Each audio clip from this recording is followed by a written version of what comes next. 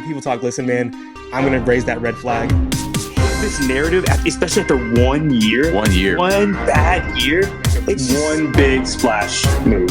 And because I don't think people understand how much cap space we can create. Alex, I want to ask you, because you're a very humble person. And I'm never going to be right about anything. Yeah. I was right. What's up, everybody? Welcome back to Kitty Lit Zio. I don't think I've ever said that out loud on the show. I don't think I've ever been this loud on the show because I got my bar, the Throwback Sports Bar, New York City. Come by if you're around, everybody that is listening. It is so nice to be able to talk loudly without a baby sleeping in the next room. But I got OPM back. What's up, dude? What's up, man? Dude, I gotta get some Carolina Panthers gear, man. I'm a big dude, so I could never find anything in my size. So I'm just always wearing my school stuff, man. But I need to get more Carolina stuff, dude. Yeah, I got a flag right around here. So I got my all the stuff that I'm giving away. So I got my Luke jersey right here. Ooh. I should have had my flag in the background. So is that signed by Luke? Huh? Yeah, signed by Luke. Oh, that's one of my giveaways. Whoa, dude! Yeah, I'm gonna send into this giveaway. Yeah, no, bro, I got a bunch of stuff. The thing is, it's all in boxes and stuff like that. So everything that I have duplicate of, I'm giving away. Oh, I got yours. Yeah, man. Yeah, man. That's going on the wall. Nice. I'm gonna have to draw a panther, a fake panther back here or something, man. I don't know. No, I can throw you something. I think I got so much stuff, man. It's insane. I had enough stuff of my own on already, but me and my grandfather were both collectors. So I mean, I got a LaMelo Ball rookie card that I'm giving somebody. I just got a bunch of stuff. I got Wayne Gretzky signed photo right there.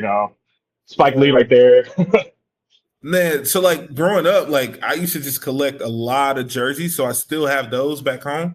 So I got Steve, Vic, Palomalu. I got a lot of old jerseys, but the other images, stuff like that. Man, I should have got into that too. It's never too late. Yeah, dude, man, the old stuff was so great because you used to go to flea markets and stuff and get them, and exactly. Yeah, I used to go with my friend's dad all the time, and then you get this stuff like $2. Nobody knows what it is. We didn't have the internet back then, so you see everything was you needed a what do you call them, a dealer to do any of this stuff. So nobody did that. So you get some of the coolest stuff ever for $2 out of somebody's box at the flea market. It's so great. Dude, nobody talks about flea markets anymore, man. Shout out to flea markets. Yeah, because all you do is it's like eBay. You have the internet now, so you say, "Hey, I want this much for it. That's too expensive." Well, here it says that it's worth. It's okay, whatever. I'll just go to pawn shop then, bro. I honestly don't even know if flea markets exist anymore. Whatever, but they were, dude. They do down here. Yeah, for sure. They're down here, they exist everywhere. Yeah. Okay, I think that makes sense. All right, cool. Let's nobody cares about any of this. All right, let's talk Carolina Panthers football team. Yes, sir. Okay. So I'm kind of just done with Twitter, honestly. I'm just over it. It just takes too much of a headache. But I'm getting kind of killed on Twitter because I'm telling people, I'm yo, the cap says we got two, in my opinion, at least two more starter level moves coming. I'm not saying that we're going to get Brandon Ayuk. I'm just saying we got two more at least starter, and that's not David Moore, that's not Yosh or Yash or however you pronounce his name. So, and what kind of confirmed that for me is on the 12th of March. Joe Person, who I would kind of say maybe top three at least, maybe number one, but top three Panthers reporter. Yeah. Top three, maybe most reputable Panthers reporter. Yeah. He announces the Rico Dowdle trade, which was 8 days ago. And he says, at the end of his tweet, he says, Dan Morgan is heating up. Well, if you're my age, you know that heating up is a reference to NBA Jam, right? Yeah, taking it Right. back.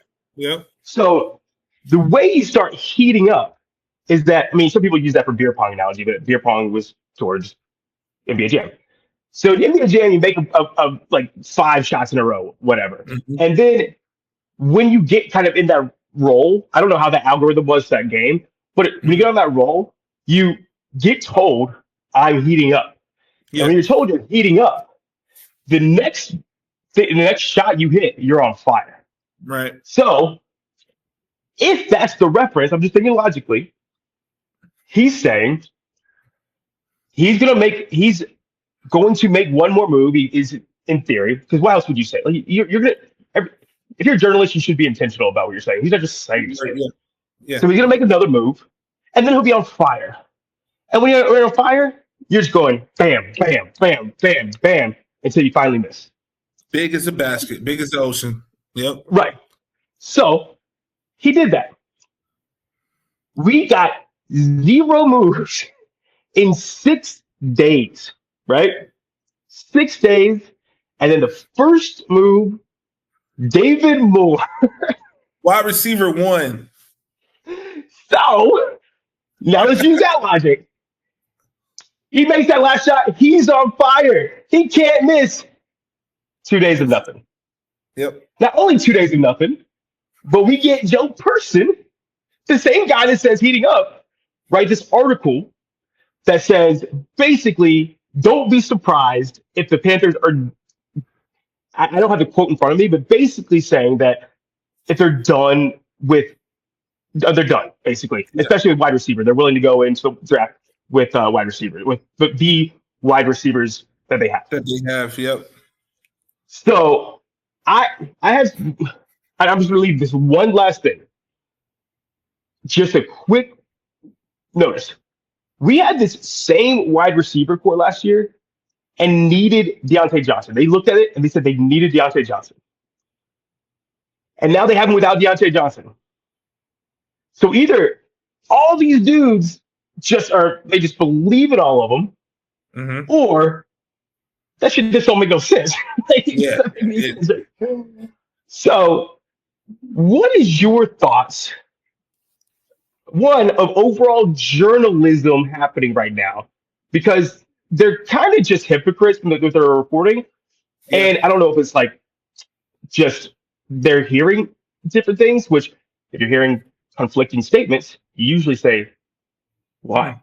Yeah. And like that's what you do, right? Yeah. And that's, I mean, we could do about Bryce Young last year all the time with the conflicting reports or conflicting statements. Yeah. 2, which one do you believe that Joe Person said? Hey, that is a really good question.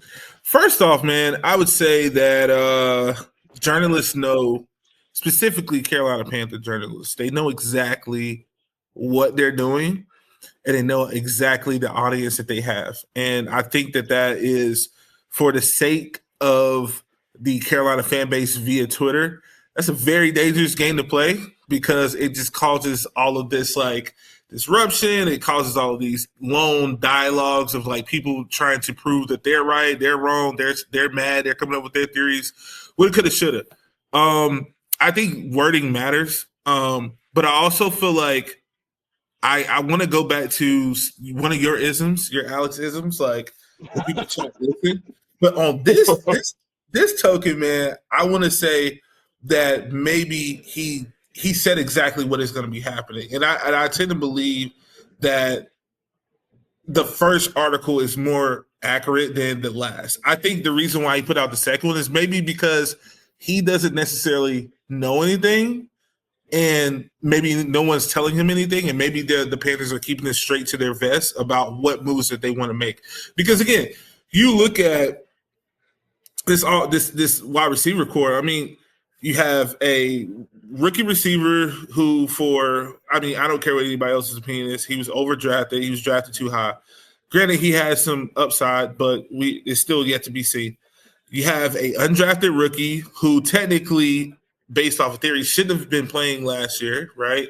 and then you have a 35-year-old wide receiver, and then you have David Moore, and then you have some kid named Dave Chipotle, whatever. Who said that? It was like, oh God, it's so funny. It was good. That was good because no one else is going to remember his last name. Chipotle. Yeah, that got me so good. It's like Chacina or something, but yeah, I mean, so when you look at that room and in theory, when you think about it, like those guys, this is not good enough, and you can't. Dan and Dave can't go on press row from on the combine and just talk about like, hey, we want to get touchdown makers, right? We want to get guys who can light up the scoreboard. We want to get guys who can move the chains. You can't go out and say that statement, but then also look at that room and say, yeah, we're good in this department. And so to answer your question, I think I would tend to lean towards the first one.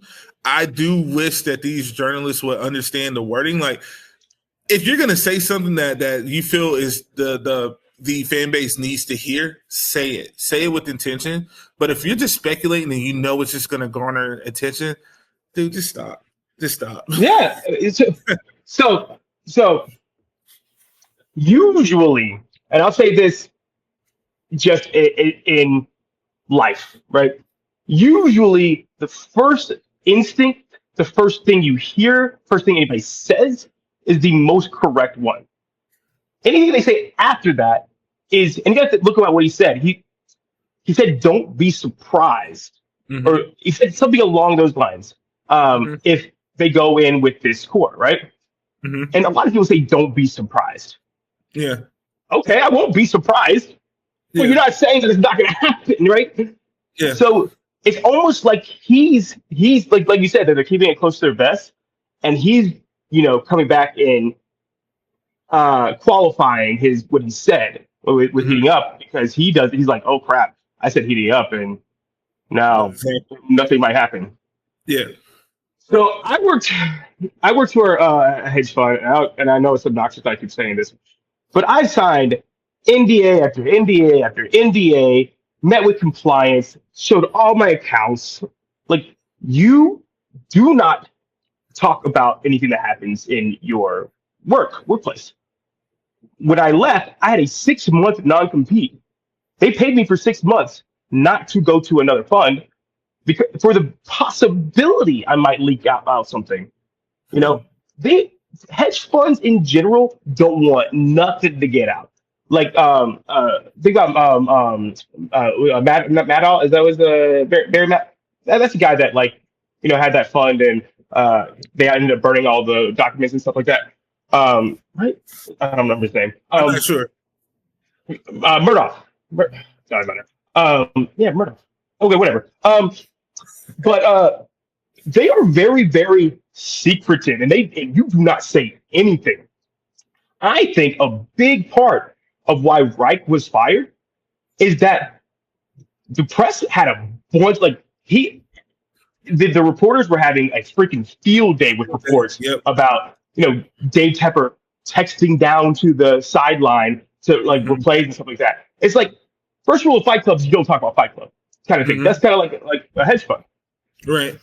Since last year, everything's been quiet. Even Rappaport, when they were going to talk about Canales, he was talking to NFL Network. He's like, we don't know what's going on with the Panthers. They're being really quiet.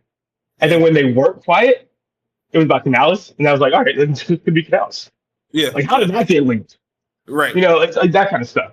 Yeah. So when these reporters are not reporting anything, I don't think anybody knows anything. Yeah. I'm getting it is from the player side, but nobody believes me, so I'm not doing it anymore. But I usually get it from the player side or the accounting side or something like that. Because in general, reporters work for large corporations and they're mostly billionaires, employed by billionaires, doing the work for billionaires. That's a whole different conversation. So I think that person was like most people, and they're saying, well, they're not doing anything, so they're not going to do anything. So 6 more weeks till the draft. Yeah. We got plenty of time. There's still a lot of dudes on the free agent market as far as wide receiver. Yeah. Still in wide receiver market. Yeah. Like, I think that we shouldn't take the second report with a grain of salt because it feels like a qualifying report. But so I think that it's more of let me kind of put out a statement that seems like everything in that article was basically like, yeah, it could happen, but it couldn't happen. Like every single thing that anybody says is it could happen or it couldn't happen. So Speculation. why do people overreact about it? Yeah. Like I don't understand. So in my opinion, we should find different ways to understand, predict, Yep. see if we can find patterns instead of Yeah. just being like pick and choose what somebody said and Yeah. make that gospel. Yeah. What do you think? No, I agree with that. I mean, if there's data that shows, right? Because sports in general, football in general is a copycat league, right? So what is something successful for one team? There's a model that is being created, right? So I think that is something better, you know? Yeah. Yeah. History repeats itself, man. History I actually repeats have itself. another person that I think will be a incredible opportunity, but I'll talk about that offline. But yeah, no, I think if there's a pathway that's already set, we should trust what that pathway is, opposed to just like the speculative like type of journalism. I mean, again, it's scratching and clawing, right? Like you're just trying to find something because you don't know anything at all. So let me go feed this out to the people. Like based off of like what I haven't been hearing, let me post this, right? And to your point about the hedge fund, right? How did our owner get to become a That's my billionaire? point. Yeah. That's my point without saying my point. It's like he's running this as a fund, and Right. the only time we ever heard leaks under Tepper was with Frank Wright, Frank Wright. and that dude got fired mid-season. Like 5 weeks. What was it? 5 or 6 weeks he was cut. Yeah. He's gone. Yeah. So I agree. Yeah. If there is data that shows something, and I'm learning this through you, you gotta follow the data. You got to. And words better, yeah. Like you said, when people talk, listen. Like if somebody says I'm hearing or I've been told, then you listen to it. You can listen to it. Words like "don't be surprised" or "I wouldn't be surprised," who cares? I don't care. Like, the average Joe would say, right? Like you and I could be talking. I wouldn't be surprised if they did that. Yeah, anybody could say that. Yeah, because reporters are the exact same people. I'm not saying they're the exact same, but they're just as worried about their followers as content creators. Yep. They're trying to see what the consumer wants and try to give it to them, because the more followers they get, the more opportunities they get, because big media will look at them and be like, oh, you have a following. Yep. Come to the next step, make more money. Engagement farming, man. Everybody and what's wild. I'm just going to touch on this for a second because I'm actually really annoyed about it. We shit on anybody trying to do real journalism. Yeah. We should not do that. Yeah. Anybody that is doing it like ethically and morally and trying to help people, and people say, "Nah, we don't want that help. We'd rather go to these millionaires employed by these billionaires with agendas, with publicly traded companies that are only employed to make money." It's these things. So that was just. I mean, I'll probably rant about that for the rest of my life. But if somebody calls a Adam Schefter reputable again, I'm gonna lose my freaking mind. No, yes, at one point in time, he probably was. Now he works for a machine, and it's a quid pro quo kind of business. He gets to get the first scoop for doing the bidding of billionaires. It's, and I think that North Carolinians, and it sucks because I experienced this world. We live in a sunshine and roses world, and that it just ain't that. Let's just put it that way. Anyway, let's move on. So we spent so a lot of reasons why people don't think that we're going to do anything else is because we spent so much money. We spent the fifth highest amount of money of any team in football so far, which I said we would, by the way. So You did. So we have $400 million. Let's see what. Yeah, $400 million. I wrote it down. Guaranteed to players on this team, Mm-hmm. and just this year to the defense, we spent 100 and don't have it right in front of me.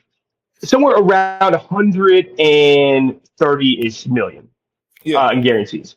We spent this year. Um, so, what do you think? So we're saying that Bryce is on a rookie deal next year. He'll get extended. That'll have to count for another year. What do you want to? What do you think will happen next year? Do you think that this is just a prelude to next year being the year, or do you think that this is the all-in year and that's why we spent so much? Man, I still kind of battle back and forth with it a little bit just because of the safety of like, well, we shored up our offensive line last year. Now we're trying to shore up our defensive line. And so, I struggle with like the idea of like maybe they're waiting again, like this is just a stepping stone for next year. But then again, we have the money, right? Like we have the money just sitting there. So I think more so this is a strategical method to wanting to produce this year, in my opinion, right? Like, again, like you put it in perspective, but this team was an 8-win team, right? Maybe eight or nine, And so to build off of that, theoretically, what we've done, the acquisitions that we have, who is returning from injury, we technically should be a playoff team this year, Am I wrong to say that? So let's put this into theory, right? Mm-hmm. Let's say that nothing happens to Frank Wright. Do you think we're only a 2-win team? Like, could we have been a 4-win team? Probably. It's probably could have been a 4-win team. Probably been a 4-win team.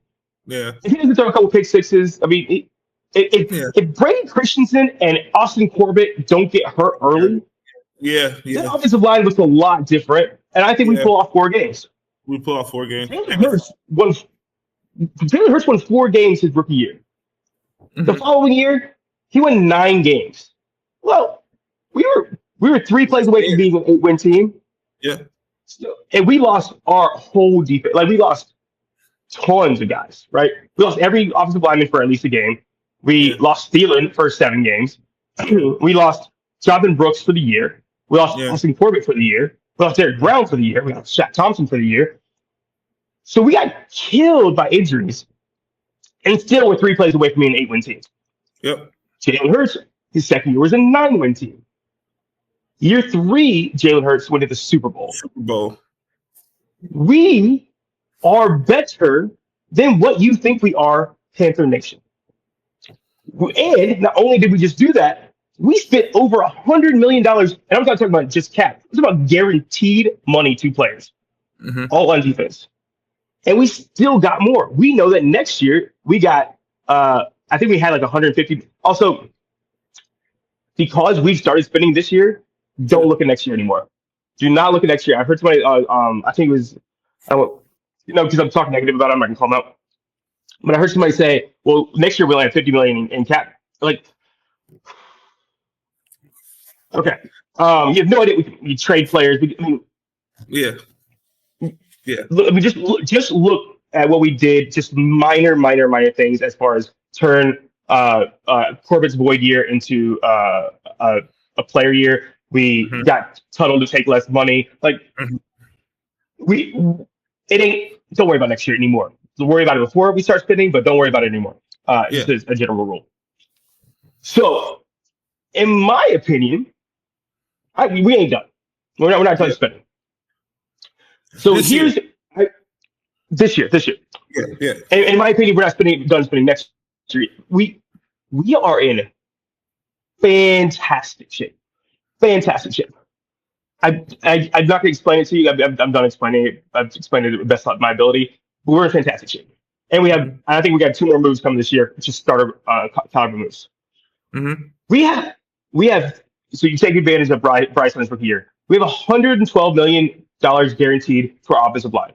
which is the second most important position.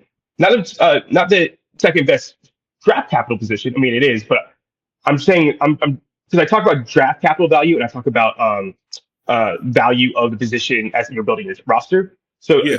I'm just clarifying that when I talk about this. We have $112 million dedicated in guaranteed money to our offensive line.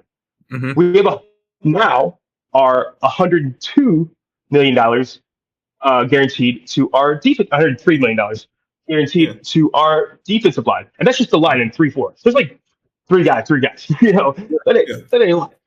Yeah. And then we have $18 million. We have $19 million guaranteed to wide receiver, $19 million edge. Those are the next two most valuable positions, and the next under that is defensive back, and they're at $86 million. Mm-hmm. So what's that tell us? We need wide receiver and edge, which, in my opinion, we're definitely getting one in free agency. We're going to get one of them, and then we're going to get one in the draft. Your first round pick and the eighth pick is going to cost you. Legette's $10 million against the cap. So I think this year. So you, then you got the eighth pick. You're probably let's say $10 million, and then you so say that goes to defensive end, and then we get a Amari Cooper and $15 million a year, and then we still ain't done, right? Because we got to get to the $100 million guarantees that these other guys are at. Mm-hmm. Does that make sense? Yeah. I'm following. We're in that order. Yeah. And then we get the cherries on top. So if you watch what the Lions did, the Lions were in great shape. Like we thought that they were going to be. We saw them coming. Mm-hmm. The last three moves they made was they got Jahmyr Gibbs and they got Sam Laporta. Yeah. So those are your cherries on top the following year. So in my opinion, we're going to get everything up to there. Mm-hmm. And then next year we'll get a dynamic back, which might just mean we're getting Brooks. If they feel strongly about it. If they feel strongly about it, I don't know. And then we get a dynamic tight end. But I think they still draft one in this draft. Did anything I say kind of like do anything to make you think about that? No, I mean just following that pattern, I think it does stick out. I do wonder with the tight end, like what that would look like how much trust do they have in JT Sanders, right? Like because I think he's dynamic in his own right, but like what more? Because I keep seeing that tight end conversation keep getting added. I'm like, you get two trick ponies in one. Like you got JT. And then you got your blocker and Tommy Tremble, which I mean, Tommy Tremble's he's still developing and he's still young. But looking at that process though, like I think it's like it is lined up, but what it does is it's like it takes someone to have to like really analyze every single move without having so many reactions, like instantaneous reactions, like no, this isn't good, this isn't good, this is good, and like really just look at it and assess, like okay, look at the model that we're following. And look at where we're going to be at. Because I think, honestly, moves that we are making, me personally, I just feel confident saying, like, it pushes us to a playoff type of team, you know? Right. Yeah. Yeah, so what usually happens is think about what I say about receivers, that the third year you get your receiver. Year 4, you get your tight end. It's kind of like the same order, right? Like you start off getting kind of a later wide receiver on rookie deal.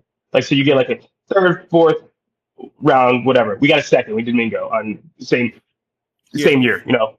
Then we got a first round the second year, which usually happens. Think Devonta Smith, think Jamar Chase, think Jalen Waddle, whatever.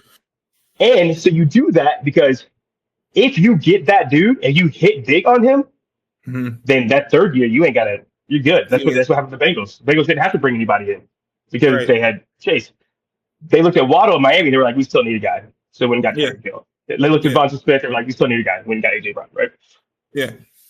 We're looking at Taylors are looking at. They're saying, we still got to get it. Let's get in my opinion, I think that's what we're gonna do. Yeah.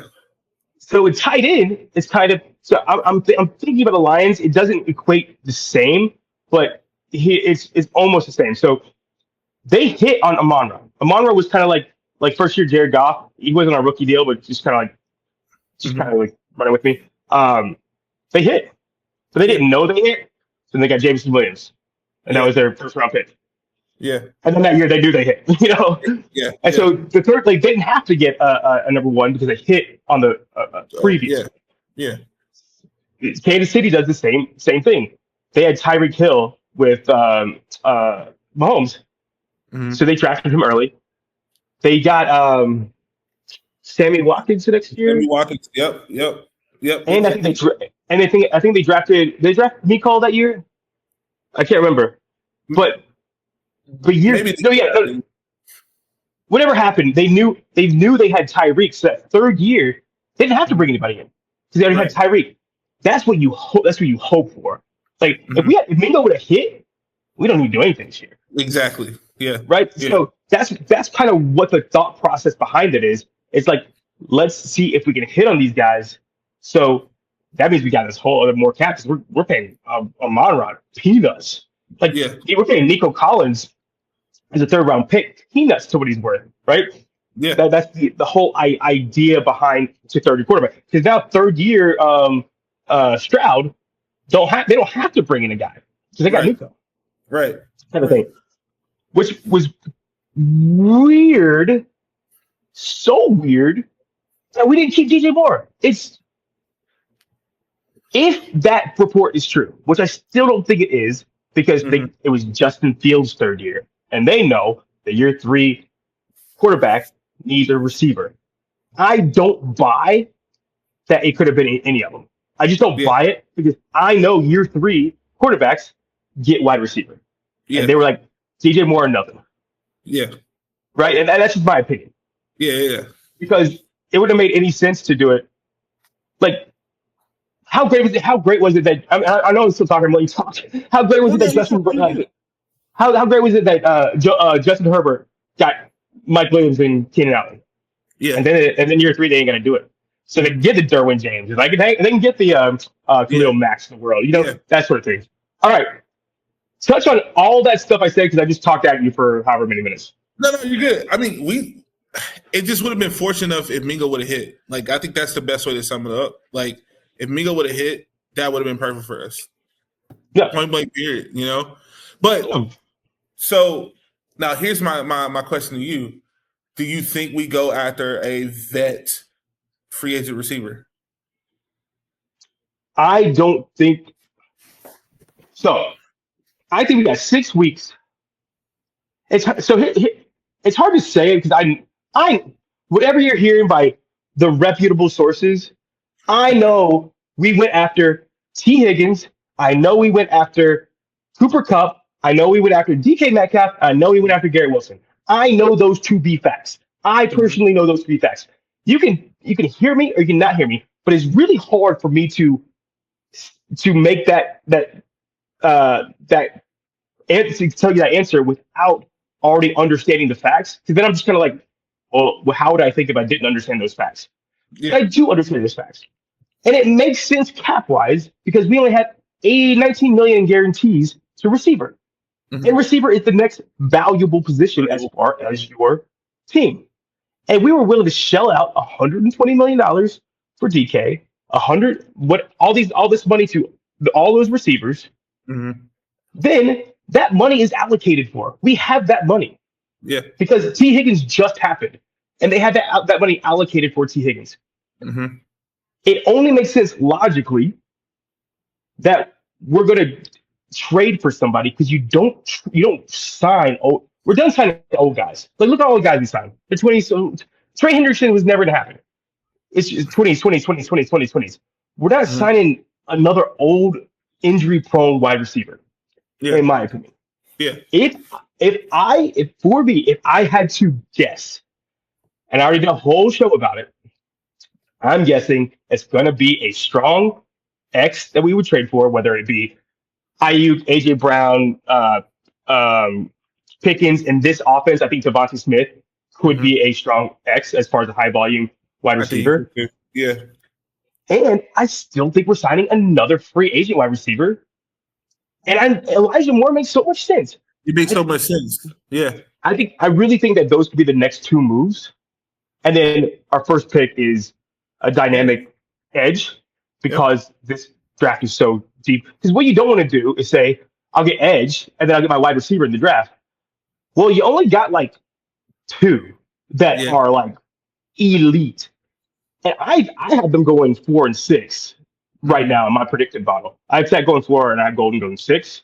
Mm-hmm. I like Igbuka, but like he's a 2. Like he's going to be Devonta Smith like early on. You need a proven X high volume game changer type guy, and you need touchdown makers because Canales said it. We need touchdown makers. Yep. So when people talk, listen, there's only one touchdown maker in this draft that is a wide receiver. I know people say Warren. It ain't gonna be Warren. I don't think. I mean, that's just we just agree to disagree on that. But it's Ted, and I don't think Ted's gonna be there at 8. So if I'm a smart person, which hopefully our front office is, I would take that logic and say, all right, I'm doing like this is what I'm doing because everybody else did it. And it could be something like we're not even thinking about. Like Tyreek Hill could be. I have no clue who it is. So people can say, well, who do you think would be Alice? I didn't know AJ Brown was available when he got traded.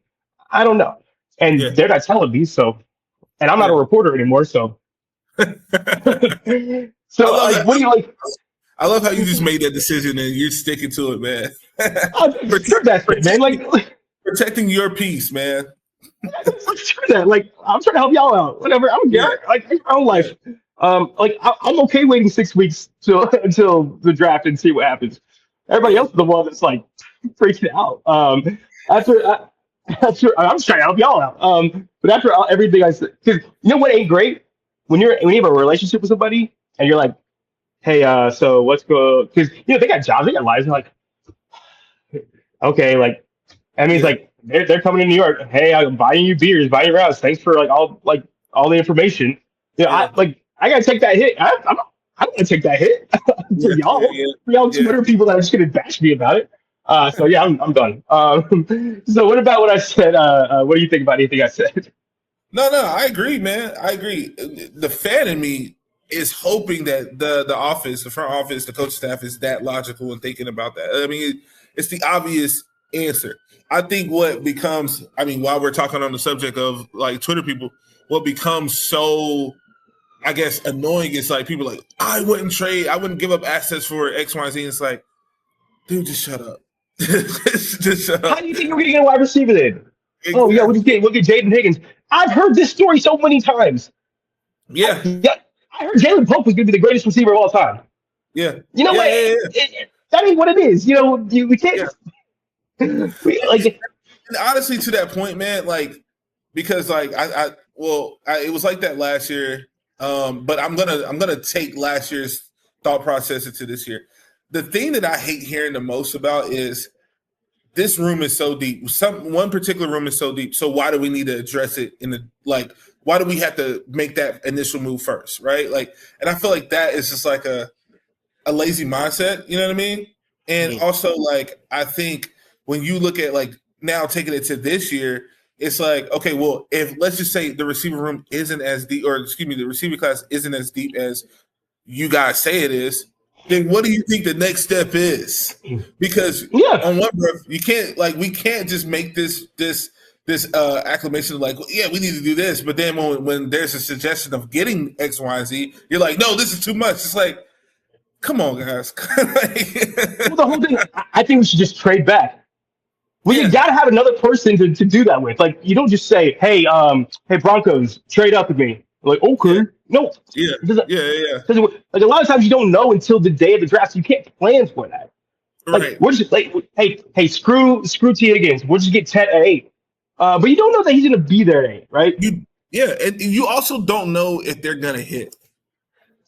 Correct. But if I look at this market, so let's go here, right? Mm-hmm. He had $160 million in guaranteed allocated to the offense. So this whole note, and we have $240 million in guaranteed allocated to the defense.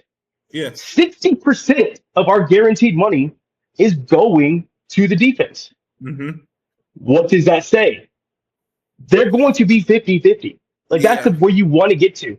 So this whole notion that says we need to take care of the defense, we freaking did it. We did it. Yeah. So if I know that my draft is going to cost this much for defense, or free agency would cost this much for defense, same thing with offense. This part is going to offense, and this part is going to defense. So logically, if I want to make Yeah. the scales even, Yeah. I'm going to go offense in free agency or trade. And then I will go defense in the draft. Yeah. Because you know what? They got better, as bad as you think our pass rushers are, they got better pass rushers on this team than we got wide receivers on this team. Oh, for sure. That's how bad our wide receiver room is. Yes. And I think, you know what? I think a lot of people get so blinded and they don't want to have this actual conversation about like looking at it from this context, but they get so blinded about just like the easy way out is to just complain, right? Like, because I think 95%, 97, 98% of the fan base will agree to the statement you just said, right? Like, our receiving room is that bad.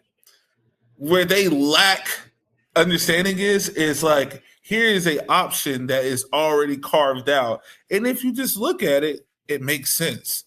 But the moment you say something about a trade, it's the idea that they think the defense is still bad enough that we're going to lose 2 out of the 9 picks that we have, right? Like that is just so terrifying to them, you know? Like, and that, and I'm with you. Like, I'm at the point now where I don't even like humor that up, dude. Like, I haven't been like, you know, other people on the timeline that's been, you know, kind of ridiculed and stuff like that. But like, I've been in group chats and dudes like, I told you it wasn't going to happen. I told you we're not doing this. I told you we weren't in and it goes back to the journalism thing. It's like, yeah, but they don't even know. The journalists. Well, it's also easy to say you're not going to do something. So that's what killed me about the T. Higgins thing, right? Because trade talks happen 80% of the times that even though the talks happen, the team doesn't trade. Yeah. Talks can happen. So if it's reported, like I can tell you that they talked. Mm-hmm. You can't make it happen though. You can't it's so annoying that when somebody says, "See, I told you it wasn't going to happen." Well, sure, of course you did. 80% of the time, it's not going to happen. So all you did was say, like, that's like saying, "I told you wouldn't hit the lottery." Yeah. Well, no shit. Like, it's one. One, it's obvious. 2, it's so freaking negative. And 3, you have no data to support it. Yeah. You don't know anything. It is a feeling that you have. So even if I'm lying, say I'm lying and I say it, then it's just feeling versus feeling. And then you have the edge because you have the percentages. Yeah. Yeah. It's like saying that we're gonna play roulette, and I bet on red. I have a feeling red's gonna hit, and red only hits 20% of the time. Well, I'm gonna put it on black. It hits black. I told you it's gonna be black. Go away. I hate you. Go away. People like you in your life. You suck. I'm like, I wouldn't even hang out with you. That's kind of how I feel about it. Anyway, that's taking that away. So let's talk about the receiving room, right? Because people are saying the receiving room's fine. Maybe they think that this receiving room is going to take that next step. Yeah. So Adam Thielen, Adam Thielen, the last 24 Panther games, and if you say that, well, he missed 7 because of injury, you're proving my point. Mm-hmm. The last 24 games, he has not hit 1,000 yards. Yeah. He has less receptions in the last 24 games than he had in the previous 10. Mm-hmm. He had 900-ish yards the last 24 games. Yeah. And before that, he had like 750 in 10 games. Mm-hmm. That's huge. And you say, well, he got hurt. I know. Old guys get hurt. That's what I'm telling you. You cannot rely on Adam Thielen. I like Adam Thielen. I like him situationally. Mm-hmm. But you can't say we got Adam Thielen. He's been great. No, the F he hasn't. He had 600 yards last year. Yeah. He hasn't been great. Yes, for a stretch, for a 7-game stretch, old guys can do that. Old guys can be good for 7 games. That's why you keep them around, because they can still hit that ceiling, but they not that's why LeBron James is like so insane. Because usually, like to look at Tim Duncan when he played 20 minutes a game, but for those 20 minutes, the dude was awesome. They were good, yeah. But he can only play 20 minutes. He can only play 20 minutes a game. Yeah, that's what old guys do. So you need somebody that can do that volume, right? Well, Coker's never done it. We've never seen a volume Coker. Also, he dealt with soft tissue injuries. With Excel, we have not seen Excel have that volume. He struggled with drops. He's had 2 separate injuries. Why the hell do you think that those 3 guys can carry your wide receiver room? It doesn't make any freaking sense at all. Yeah. Them combined. So you think about that. If you say that 17 games, which would be 41 total games, right? For 3 guys. So 17, 17, 17. Yeah. They totaled altogether 37. They could for 3 guys. Yeah. They 51 out of 51 total games. They hit what 2 receivers should have, which is 34. You can't depend on any of them to be on the field. So you just have to, by pure logic, no matter how good they are, they still get hurt. You still just have to. You got to get if you're going to keep with them, then you got to add 3 receivers because you need that depth because these guys are men out of class. Yeah. Anything you want to add to that? Me, I'm like, it just makes sense, right? Like it makes sense to add, right? Like I just keep going back to, like, even if you take the injuries off the table, right? Like I don't think those are guys that you can just say, can we roll the dice and think, are these guys going to hit? Are they going to improve? Like, I'm not saying they're not going to improve, but at the same time, are they going to be something that's impactful? Now, when we look at like Adam Thielen, there's no way in hell that you can feel comfortable by saying this is my slot for 17 or how many was it, 20 games? I don't know how many games that Roger Goodell has that down, but like, can he consistently do that? No, he's not going to go get you 100 and 1,000 like he did Bryce's rookie year again. That's just point blank period. Like that's just not going to happen. So I look at that and I'm like, there's no way.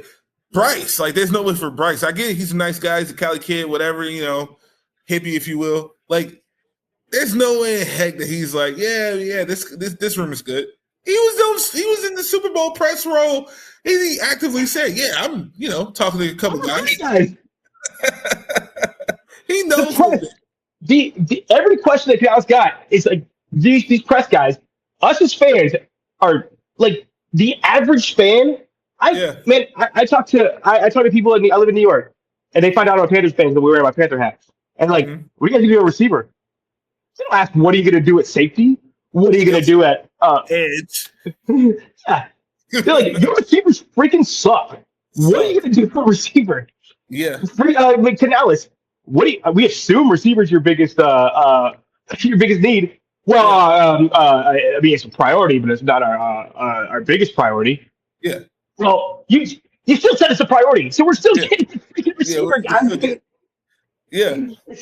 Dan Morgan's like, I like the guys we have. Okay.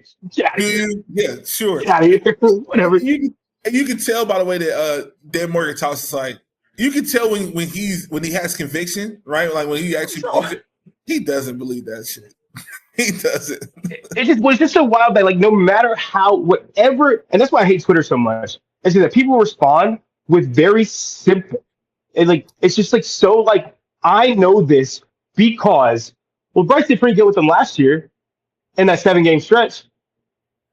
Okay, you know what? They're gonna have freaking film on that. They didn't have that last year. Yeah. The coaches are good at this. Think about what CJ Stroud looked like year 1 versus how he looked like year 2. Yep, and you can't get away. And that's why. And I did a whole video about this. This is why usually if a head coach, a rookie head coach, does not make the playoffs, his first year, he will be fired within 3 years. I did a whole video about it. If he doesn't go to the playoffs his first year, he will be fired within 3 years. Like you think about a McVay, you think about what's the guy, Dayball, you think about McDermott, you think about like they all get to the they all get to the playoffs or they get fired.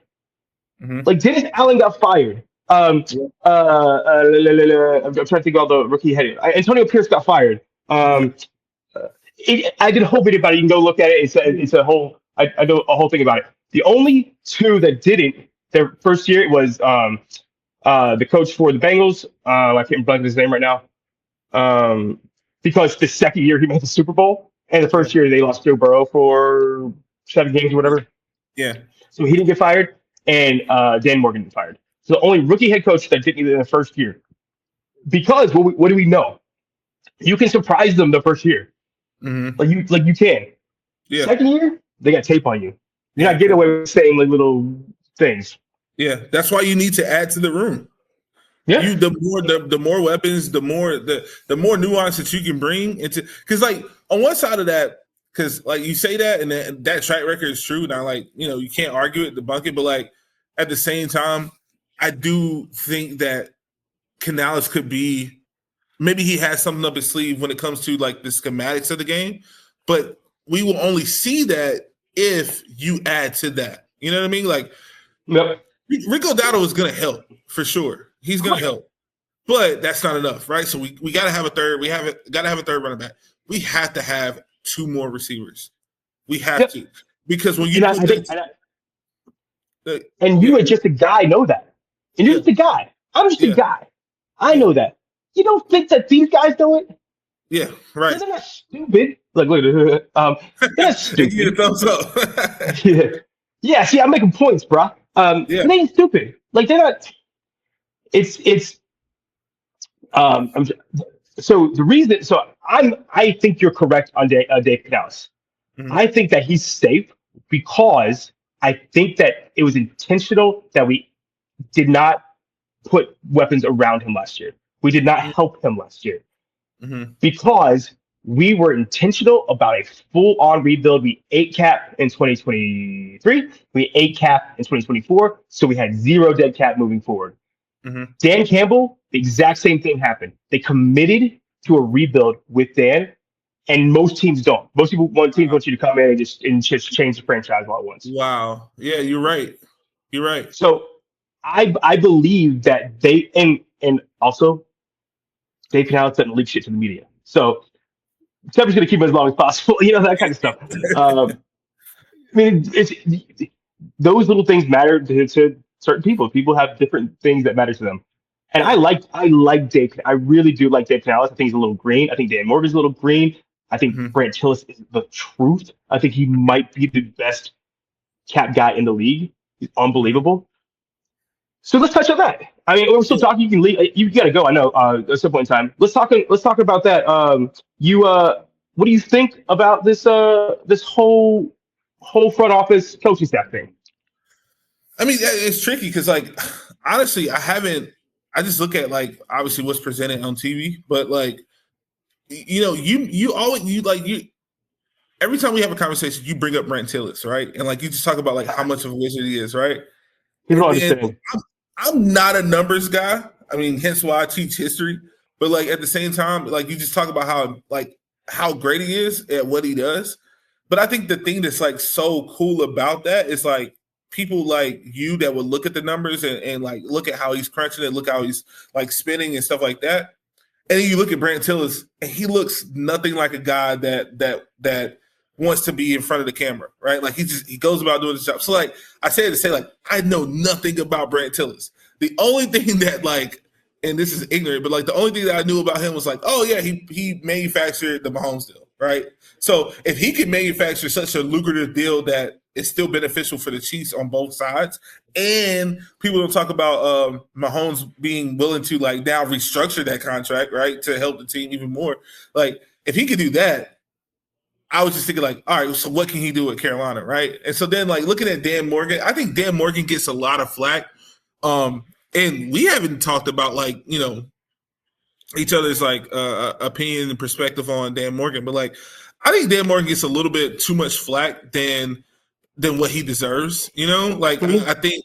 I think he is a personnel type of guy. Like I think he does know how to scout guys and knows exactly what he's looking for. I mean, think about it. Like the guys that like Chu Smith Wade, like I troll when I say this. Like I'm like, dude, who the fuck is Chu Smith Wade, right? But like he came on late. Like he did some good things for us.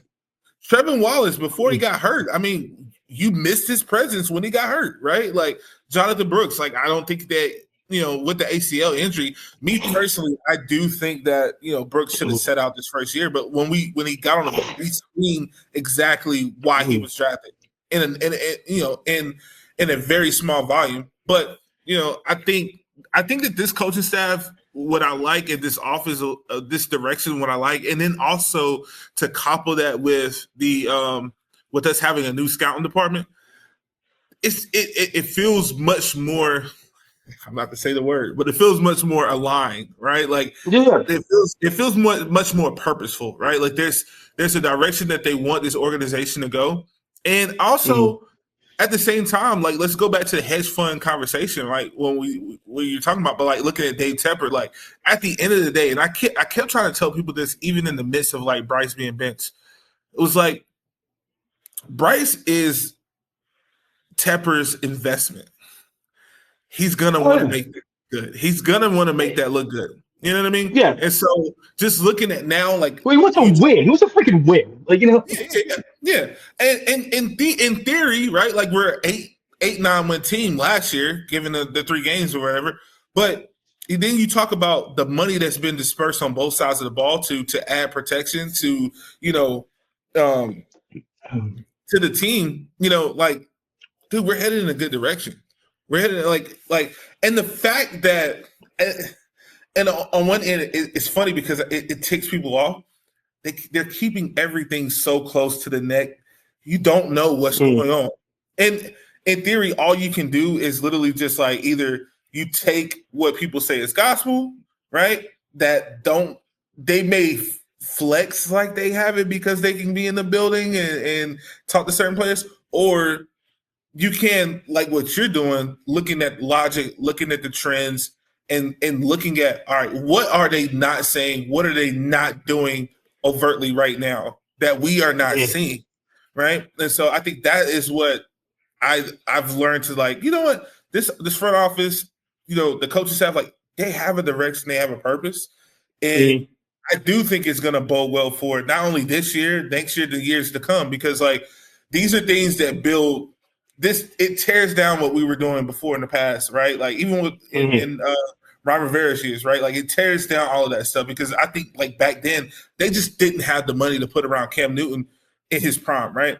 Now I think we're leading into that because if you think about like salary cap implications, like we can have our pick of the litter next year if we like, like what do we want to do? So like everything is intentional, everything is with purpose, and I think the thing that we as fans have to understand is like we do have to be patient. I know Matt Rule said the 7-year thing and people hate it, all this other good stuff. Dude, things that are built, like Rome is not built in a day. Yeah. So I've never talked about this on camera because I never had like the opportunity because it kind of doesn't flow within any kind of talking. Yeah. But I'm going to tell you right now, because I didn't think so at the time until I looked at, and that's what we should always ask why. We should always dig deeper, right? I thought that Jonathan Brooks pick was awful. I thought it was absolutely terrible that we came back in. But let me tell you why it was brilliant. I'm going to tell you why it was brilliant. I want to hear this. What's the cheapest position on the field? Right the cheapest position, correct. Running back's the cheapest position on the field. What is the second cheapest position? You got me there. Middle linebacker. Oh, middle linebacker. No, I mean they're starting to get big deals now. Okay. I think the biggest deal for a middle linebacker is $20 million, and that's the Ravens kid. Andrews. No, no, I'm not talking about tight end. I'm talking about middle linebacker. Yeah. I don't know what I think. Yeah. Yeah. Okay. And So middle what did we linebacker, go with? What did we do with our second and our third picks? running Third round back, and picks. middle linebacker. And then you hit the nail on the head. What's the the cheapest position? The tight Tight end. end. And we went running back, linebacker, tight end. Why? We knew we were not going to win the season. We had given up. We said we're going to take this dead cap hit, our plan for 2025. Mm-hmm. So with these positions, we want the cheapest because we're losing a year of their rookie deal. And so if we want to re-sign them, we get them cheaper. Yeah. Okay. Does that make sense? Yeah. I'm following you. So with Jonathan Brooks, he's going to take a while to come back. So he's going to drop in drafts. Well, what do we have? A year to wait. It didn't work out that way because we rehurt his ACL. We got a year. Yeah. We got a year. So we can take his value might have been a first round pick if he didn't get hurt. Yeah. So we have this valuable player that we can re-sign cheap. So we're going to take him. What do we also know? That we're getting a second round pick the following year. Mm-hmm. And the following year is a very strong running back class. Mm-hmm. We know both things to be true. And this is all done in the room, right? Mm-hmm. This is done in real time. So we know all this. How many running backs do you think go before 57? Not many. But I would say you got before and if as a first and second round running backs, I would say you probably have 5, right? Yeah. Just say 5. It might be 6, might be 7, whatever. I would say 5. You got Henderson, Jenkins, Hampton, Jinty. Yeah. I would say 5-ish. They might think that there's maybe with their intel they know more. But it doesn't matter. Say there's 5. Mm-hmm. You know that you already have a guy that you consider in that same breath as that second. So those are 5 picks that are off the table that you wouldn't want anyway. Yeah. So the value of your pick to you goes up 5 more spots. So when somebody's trading you that pick, you say, well, yeah, we get that plus 5 more because we already have that running back that nobody else is wanting because they're paying Josh Jacobs on one of your deals, Aaron Jones on one of your deals, all that kind of stuff because they're waiting for the next year. So they're also going to be a bidding war. You know what that means? If my second round pick, that's going to be real valuable so people start wanting to trade back because at 57, you're starting to hit the area where those elite running backs are off the table. Off the table, yeah. So why do you think, because it's reported, I think it's true, that they didn't want to give up. They're trying their best not to give up 57 because I think they know no matter what, that pick is valuable to them because they don't need a running back. Yeah. And because that's where it kind of branches off.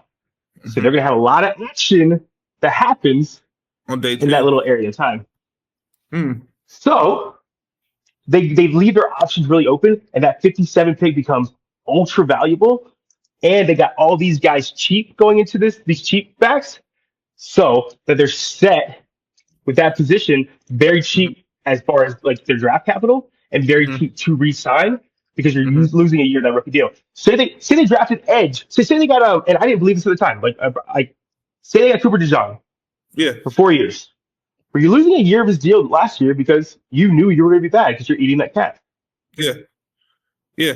So to get that 4th year, you have to re-sign him, and that's going to cost a lot of money if he's really good.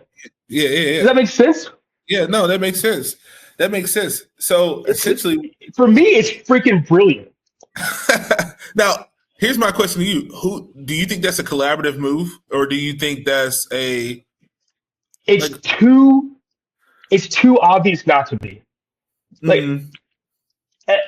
it is too. What are the 3 cheapest positions to have? Running back, middle linebacker, and tight end. They took running back, middle linebacker, tight end in a year that they didn't want people to set up for this year. and they got themselves a second round pick this year that they know is going to be valuable because. Dude, I think your Sorry, I think your internet is bugged. Like, I think that the Panthers know you're talking about them. But these are the things that I mean. This is like a small thing when I talk about this kind of stuff, and like I never like I can't do this stuff on Twitter, but Yeah, I know that Dan Morgan didn't figure this shit out. yeah, But Brant Hillis was like, ding ding ding ding ding ding ding ding ding ding ding numbers, you know, like the yeah, GIF yeah, where like yeah. On he's like, Hangover. yeah, Yeah. yeah, Oh, yeah. Man, no, yeah. I That's what Brant Hillis is. and then like where the beautiful part about that being a collaborative piece is like, all right, you have someone that's thinking in that manner, and then you come behind that with Dan Morgan's player personnel. What do we got, scouts? Like, you know, like that type of line of thinking, right? And so that just goes back to like what I was saying about where we are as an organization. It just feels more purposeful. It feels more intentional. Correct. Right? Like we are real time. Like I get it. Like, you know, you say it and then you see it, or let me say, you say it, you don't necessarily see it, but like in that essence, you are churning the roster, right? Like we are getting off of the bad books of, and I'm not talking about it from a contract standpoint. I'm talking about like the guys that we drafted before. Like we're getting off of that, right? Like you look at it, the guys who were drafted with purpose and who needs to stay, they're here. They get the contracts, right? Like Bryce will get his contract. JC's got his. Brown's got his, right? But yeah, like again, it goes with the purpose, man. Like that. This is why the conversation needs to continue happening. Yeah, that's what we got to stop with this. And that's what kills me is like this stuff is so much more like and interesting to me. And what I just said, doesn't that make the XL fifth year option much more interesting? It actually does. It actually does. Right? It If you say I'm losing a year, yeah. So essentially, that's why they moved up and took him. correct. All of that makes way too much sense, and that's why this is so fun. I mean, it sounds nerdy, but it's so fun to find these little patterns because they're not going to talk about it. Like they're not going to say it. No. But like, it would be way, way, way. I mean, if you think of the odds of that happening, it's just astronomical. It wasn't like, you know, it just happened. Yeah. They intentionally did this. They intentionally said, we're losing a year of our guys. We're going to get a fifth year option for Excel. So we have them for 4 years. And then the 3 year guys that we get are going to be on, they're going to be the cheapest ones to resign. Yeah. Because it's all about value. Everything's about value. So we can go even further. So look at the guy, the contract. So we say these guys get 3 years before they get paid, right? Or the 4 years deal, right? And they're going to be cheap. So look at that following year and look how they're like the guarantees in there when they need extensions. Then we freaking become the Eagles, and the Eagles, that's what they do. They have everything on multiple timelines, and then they extend. Yeah, it's so fun. That just leaves me with like the idea of what free agency will look like next year. Like, dude, we'll probably be sitting back. Like, I wouldn't be surprised if we didn't spend all of that money. To be honest. With this year, or next year? Next year. Next year, I mean, I'm gonna tell you, next year's the cherry on top here. Next year is the tuning. Like we're gonna have a team this year. Yeah. We would have to have awful injury luck, or I'd be more shocked than not that we'd have a losing season. Yeah. Like we're gonna be way better than people think we're gonna be, and they know it. Look what kind of swag they walked in with. They freaking know it. You think all these guys are coming to the Panthers and they don't know it? Right. They don't know it. You think Rico Dowdle is gonna come on a 1 year deal if he doesn't think that he can shine? Dude, I was listening to the presser at lunch this morning, like, and he was talking like Dave Newton, you know, but he asked the question like, why would you come here? You know, did you think you were going to get a multi-year? He's like, yeah, of course I thought it was going to be a multi-year, you know, and da-da-da. But he's like, but I wanted to come here, right? Like, he knows something, you know what I mean? Like, it makes sense. Because he wants to deal next year. And Exactly. you know what they need to do? They need to win, or else he's gonna look like freaking Miles Sanders. Miles Sanders, you want to go to a team that you think that not only can you win, but you're gonna shine on that You're winning gonna team. So the next exactly. year you get overpaid. Like that's why you come. That's literally what he said. That's literally like not verbatim, but that's what he said without saying it. Yeah. Yeah. Why did Brady Christian? You don't think Brady Christian could have made more than $2 million for whatever we brought him back for Yeah. on the open Especially market? being versatile. Yeah, exactly. No, but he knows. He's like, I'm coming back. Yeah, I'll do it. Look, Yeah. Shy Tuttle. I'll take less money because I think that we're going to be a great defense. Yeah. Like, Yeah. it's the only person that didn't take less money left was Miles Sanders because I'm not going to be number 3. Like, I'm going to go try and compete for a starting job, which makes sense because he's 7. 27? Yeah, he has to. Yeah. Like, he has to get the last little bit of his money. Whereas we go Yeah. down 25, I think. 26. Yeah. Yeah, so he has another contract. So yeah, but then again, like look at the difference of running backs that they are, right? Like Miles Sanders is coming off of there's an expectation that I'm supposed to be this guy. Dado is just now coming into it, and so can you replicate your production, or can you be as impactful this year, and then obviously that multi-year may come.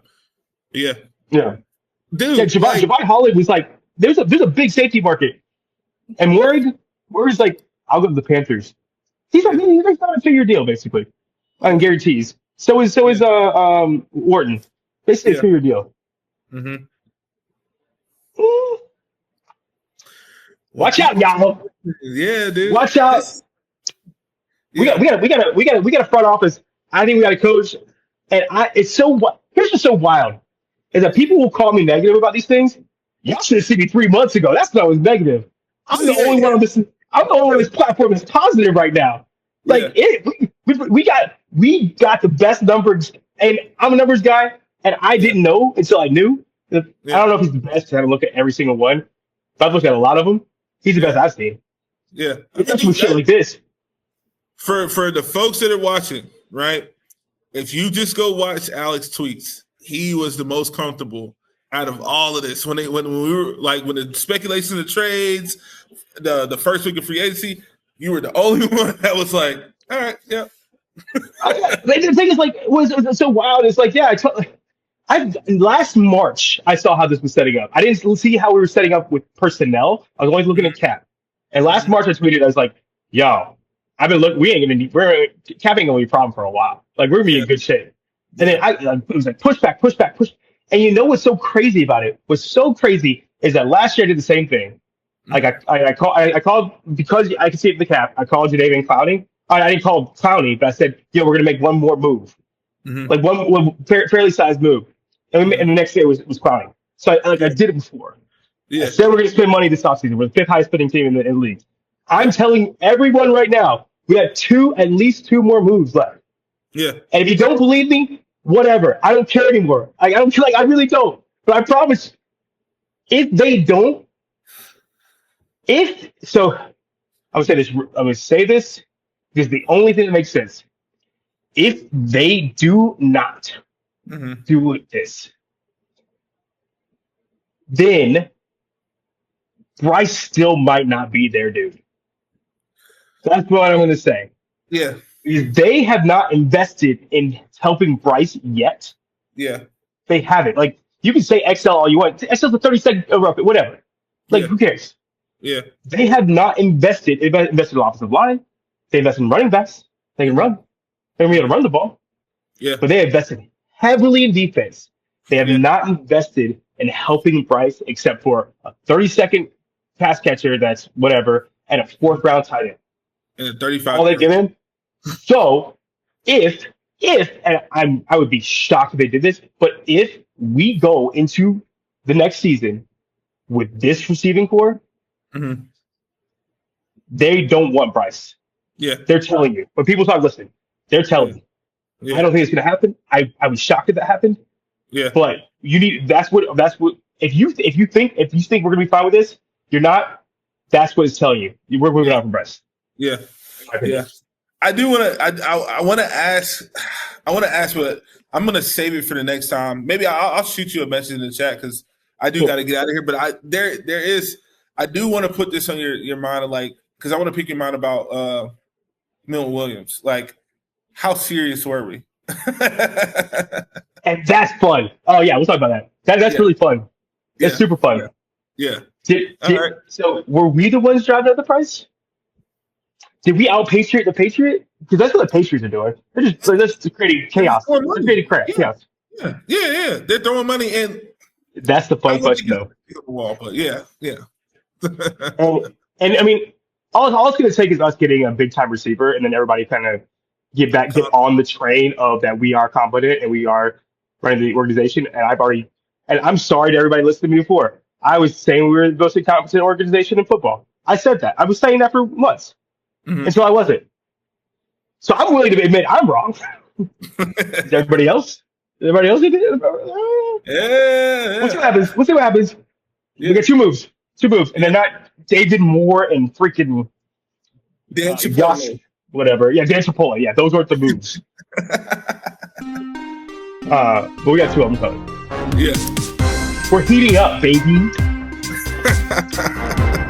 All right, man. Anything else? That's it, man. That's all I got. So next time, fools. Peace out, guys. Keep pounding.